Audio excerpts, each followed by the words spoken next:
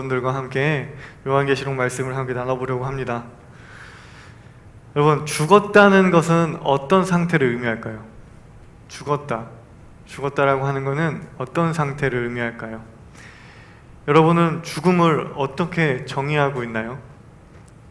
요즘 사회에서는 의학의 발달로 이전에는 찾아보기 힘들었던 뇌사, 식물인간, 안락사, 존엄사, 임사체험, 호스피스 등 죽음과 관련된 다양한 현상들이 주목을 받고 있습니다. 의학이 발달되니까 이런 것들이 새로 고민거리가 된 거예요. 죽음을 어떻게 이해하느냐에 따라 죽음은 우리의 삶을 변화시킵니다.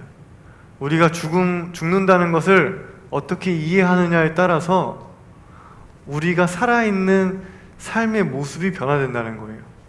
때문에 죽음에 대한 개념 정의는 중요한 의미를 지닙니다. 의학계에서는요, 장기 적출의 문제로 죽음에 대한 정의가 지금 치열하게 논쟁이 되고 있어요. 죽음을 심폐사로 볼 것이냐, 아니면 뇌사로 볼 것이냐. 죽음을 심폐사, 뭐죠? 심장이 일정 시간 멎은 상태를 죽음으로 볼 것이냐, 아니면 뇌사, 뇌가 아무런 기능을 하지 못하는 상태를 죽음으로 볼 것이냐 하는 이 두 가지 문제가 있습니다. 이 두 가지 문제를 가지고 굉장히 치열하게 논쟁을 하고 있습니다. 논쟁을 하는 이유는 장기 적출과 관련이 되어 있기 때문이에요. 장기 이식과 관련이 있기 때문입니다. 만약 뇌사 상태를 죽음으로 정의한다면 몸의 다른 장기들은 모두 정상적인 상태이기 때문에 몸의 질병으로 고통받고 있는 사람들에게 장기를 이식해 줄 수가 있는 거죠. 하지만 심폐사를 죽음으로 정의할 경우 이러한 장기 이식이 뇌사보다 원활하지 못해요. 심폐사의 경우는 몸의 장기들도 다 같이 사망한 상태를 말하니까요. 단순히 이렇게만 생각하면 뇌사를 죽음으로 규정하는 것이 더 좋은 것 아닌가? 라고 생각할 수 있습니다. 왜냐? 누군가의 생명을 살릴 수 있으니까. 근데 죽음에 대한 정의는 그렇게 단순한 문제가 아닙니다. 죽음에 대한 정의는 살아있는 생명을 대하는 우리의 자세에 영향을 미쳐요. 죽음을 우리가 어떻게 생각하느냐에 따라서 살아있는 생명을 우리가 어떻게 대할 것이냐 하는 태도가 달라진다는 거예요. 우리는 죽음에 대한 정의가 우리의 삶과 마음을 어떻게 변화시킬 것인가에 대해서도 생각을 해봐야 합니다. 만약 뇌사를 죽음으로 규정하여 장기 이식이 원활해진다면, 만약 그렇게 된다면 우린 누군가의 죽음을 순수한 마음으로 받아들일 수 있을까요? 누군가가 고통 가운데 죽어갈 때 우리는 그 사람의 죽음을 마음 깊이 슬퍼하고 진심으로 애도할 수 있을까요? 죽음 자체에 집중하기보다 이식할 수 있는, 쓸 수 있는 장기를 더 기대하고 기다리게 되지는 않을까요? 한 사람의 죽음이 상품화되지는 않을까? 서로가 서로의 죽음을 기다리고 원하게 되지는 않을까요? 만약 그렇게 된다면 우리 사이는 어떤 모습으로 변하게 될까요? 그렇다고 심폐사가 더 좋은 죽음의 정의가 되는 것은 아닙니다. 뇌사 상태를 계속해서 유지하는 것은 고통받고 있는 당사자에게도, 지켜보고 있는 가족들에게도 굉장히 어려운 일이기 때문이에요. 이렇게 죽음을 정의하는 것은 쉬운 일이 아닙니다. 더욱이 죽음이란 뇌사, 심폐사와 같은 육체적 죽음만이 있는 것이 아닙니다. 사실 죽음에 대한 정의는 이 철학과 신학의 문제에 더욱 밀접한 관계가 있습니다. 죽음은 육체적 죽음뿐만 아니라 사회적 죽음, 정신적 죽음, 영혼의 죽음 등 다양하게 정의를 내릴 수가 있습니다. 육체적으로 살아있다고 하여도 사회적으로, 정신적으로 혹은 영혼이 죽어 있다면 우리는 그 존재를 살아있다고 볼 수가 없습니다. 만약 누군가가 사회, 정신, 영혼의 죽음에 이르렀다면 결국 그 존재는 육체적 죽음을 선택하기 마련입니다. 내가 살아있어요. 내가 움직일 수 있어요. 내가 얘기할 수 있어요. 그런데 살아 숨쉬고 있지만 누군가와 마음을 터놓고 대화하지 못하고 내가 슬플 때에 함께 슬퍼해주는 사람이 단 한 사람도 없다고 생각된다면 그러한 존재는 비록 살아있다고 하여도 살아있다고 말할 수가 없습니다. 혹은 모두가 나를 죽어야 한다고 생각하거나 내가 죽어도 아무도 슬퍼하지 않는다면 그것은 살아있지만 죽는 것보다 더욱 비참한 삶이겠죠. 몸이 아무리 건강하다고 하여도 정신적으로 극도의 고통에 이른다면 우리는 그것 또한 살아있다 말할 수 없을 것입니다. 영혼 또한 마찬가지예요. 나의 영이 생기 있게 살아있지 못하고 혼탁하여 살아있지만 영이 없는 좀비와 같다면 그것은 살아있다고 말할 수 없습니다. 이처럼 삶과 죽음은 뇌와 심장의 기능의 정상적인 활동을 넘어서 삶의 의미와 연관되어 있습니다. 한 생명의 사회적 기능이 죽고 정신이 죽고 영이 죽으면 그 사람의 몸은 살아 움직이고 있지만 존재의 의미, 삶의 의미가 없기 때문에 자신이 살아있다고 느낄 수가 없습니다. 때문에 사회적으로, 정신적으로, 영적으로 죽음에 이른 사람은 육체적으로도 죽음을 선택하는 경우가 많습니다. 보통의 경우 사람들은 우린 두렵잖아요. 죽는 게 두려워. 내가 죽으면 우리 부모님이 슬퍼하고 내 친구들이 슬퍼하고 내가 여태까지 자라왔고 이루고 내가 꿈꿔왔던 것들이 다 없어지니까 죽음이 두려워요. 그런데 정신적으로, 사회적으로, 영적으로 죽은 사람은 죽음을 두려워하지 않아요. 왜? 난 이미 죽어 있는 상태니까. 그러니까 육체적으로 죽는 것도 두렵지 않게 되는 것입니다. 반대로 한 존재가 살아있다는 것은 육체와 정신과 영과 그 존재의 사회성이 모두 살아있다는 것을 의미합니다. 건강한 몸으로 땀을 흘리며 움직이고 건강한 정신으로 옳음과 그름을 판단하고 맑은 영으로 생기를 품고 희망을 꿈꾸며 많은 사람들에게 선한 영향을 미치는 것이야말로 진정 살아있다고 말할 수 있는 것입니다. 그렇게 움직이고 생각하고 꿈꾸고 열정을 다해 살아갈 때 살아있네 할 수 있는 거죠. 괜찮았어요? 네. 요즘 많은 사람들이 자신의 존귀함을 깨닫지 못하고 살아가고 있습니다. 정신적으로, 육체적으로 젊은 청년, 청소년은 더욱 그렇습니다. 자신이 얼마나 소중한 사람인지, 자신이 얼마나 필요한 사람인지 알지 못해요. 그러한 사회적 분위기에 대한 이유가 여러 있겠지만 저는 그중 하나가 자신의 존귀함을 자신의 능력에서 찾으려고 하는 데 있다고 생각을 합니다. 많은 사람들은 자신이 가진 능력, 즉 스펙이 많을수록 자신이 존귀해진다고 생각합니다. 자신이 중요한 사람, 귀한 사람이 된다고 생각해요. 나의 자존을 높이는 방법이 많은 자격증과 많은 능력을 가지는 것이라고 생각합니다. 하지만 과연 그럴까요? 많은 자격증과 많은 능력이 여러분들의 자존을 높여줄 수 있다고 생각하시나요? 그럴 수도 있겠지만 저는 그것이 정답이 아니라고 생각합니다.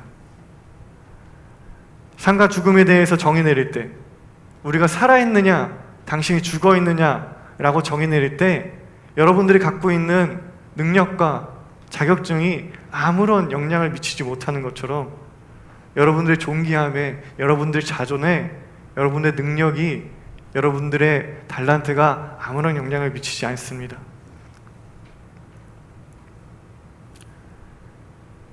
여러분이 아무리 뛰어난 능력이 있다고 할지라도 그 능력이 누군가에게 선한 영향력을 미치지 못할 때 그것은 아무 의미가 없습니다. 나에게 별다른 능력이 있지 않아도 누군가에게 영향을 받고 누군가에게 선한 영향을 끼치는 존재로 살아갈 때 우리는 진정 살아있으며 존귀한 생명이 되는 것입니다.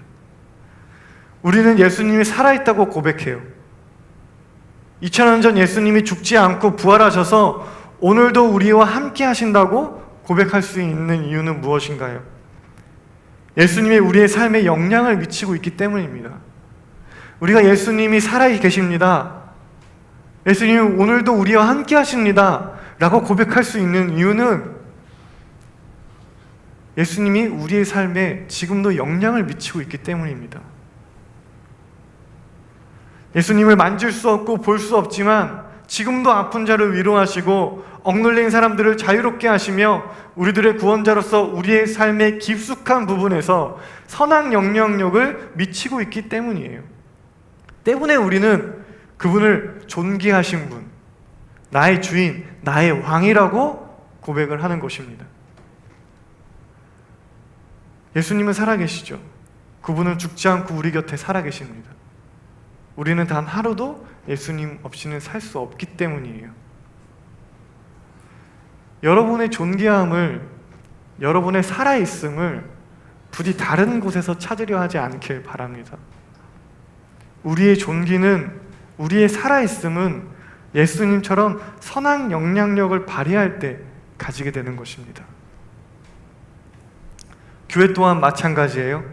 요한계시록 저자는 3장 1절에서 이렇게 말하고 있습니다. 내가 내 행위를 아노니 살았다 하는 이름을 가졌으나 죽은 자로다. 내가 네가 하는 행위를 아는데 너는 살아있지만 너는 죽은 자야. 사대교회를 향한 요한계시록 저자는 살아있으나 죽어있다고 말하고 있습니다. 살아있지만 살아있는 교회로서의 역할을 못하고 있었기 때문이에요.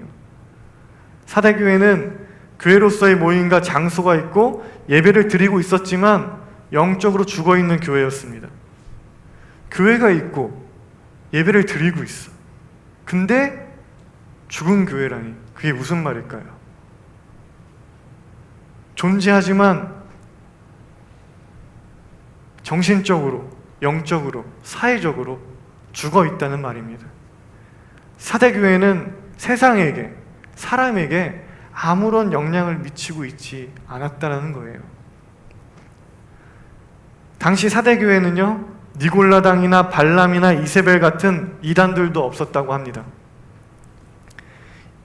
또한 황제 숭배로 인한 정치적인 박해도 없었다고 해요. 그러니까 이 교회는 이단도 없고 정치적 박해도 없었어. 근데 요한계시록 저자는 죽어있다고 얘기하는 거예요. 이단도 없고 박해도 없는 곳이 왜 죽어있는 교회라고 질책을 받았을까요?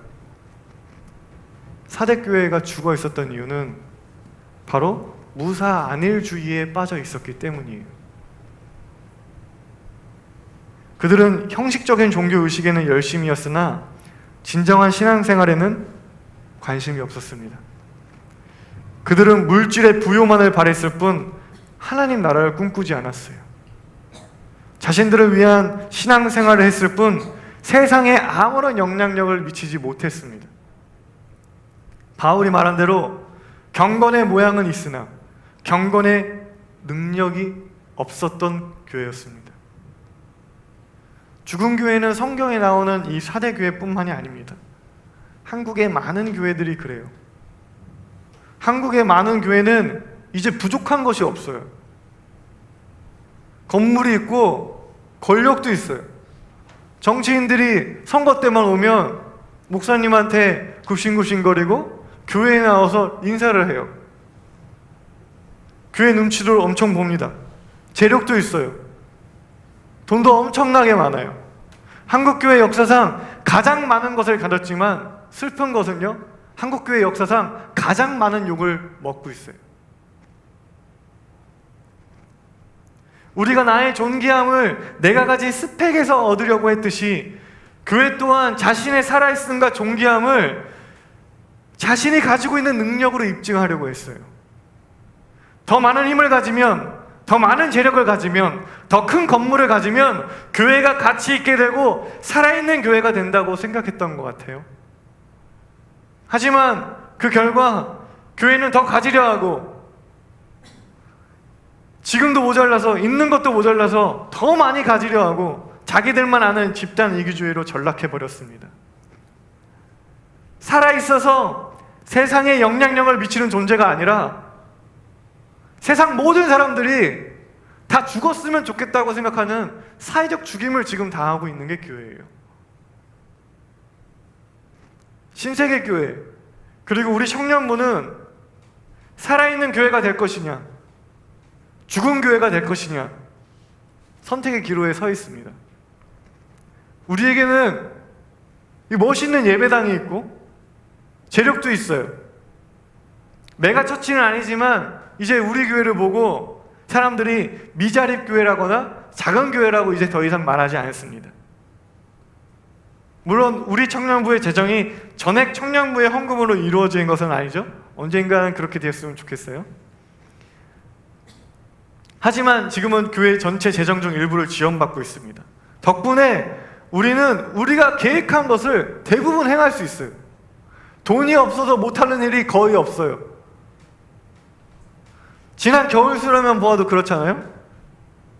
저는 그 인원의 그런 세팅을 처음 봤어요.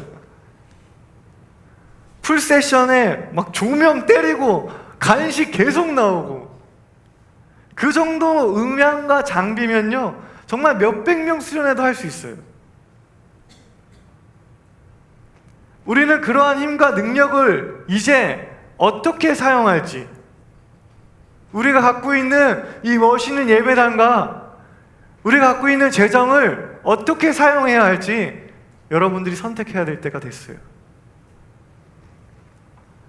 저는 이곳에 처음 부임을 받고 청년부 리더들에게 이번 연도 겨울 수련회와 여름 수련회 계획에 관하여 들었습니다. 겨울 수련회는 내부적 신앙을 다지고 싶대요. 그래서 일반적인 집회 형식을 취하겠다고 했습니다. 여름에는요 다져진 신앙으로 미자립 교회나 농촌 교회를 섬기고 싶다고 이야기했습니다. 리더들이 저한테 그렇게 얘기했어요. 그때 저는 생각했어요. 아, 진짜 살아있구나. 이곳은 살아있는 교회구나.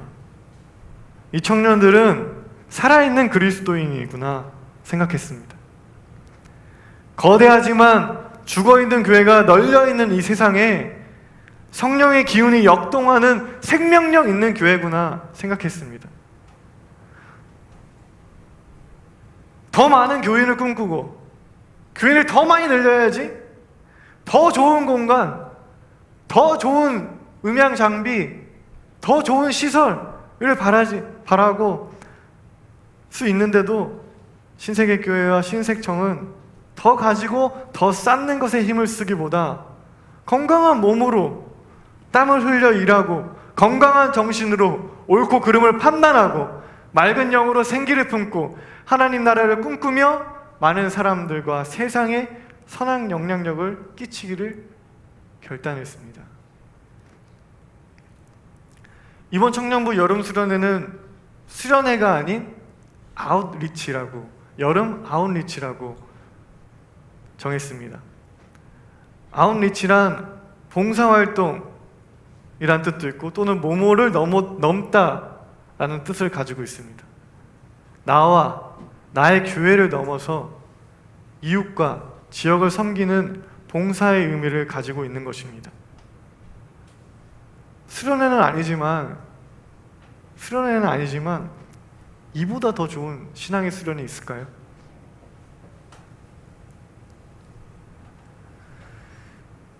우리가 이제 아웃리치를 하러 가는 교회는 군산에 있는 나포라는 시골 동네에 있는 작은 교회입니다.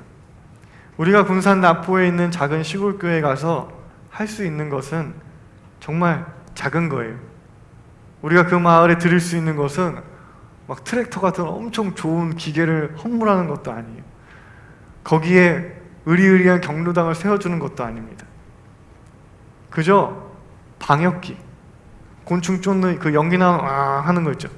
그거 하나 드리고 밭일 도와드리고 지저분한 버스 정류장 정돈해드리는 정도예요.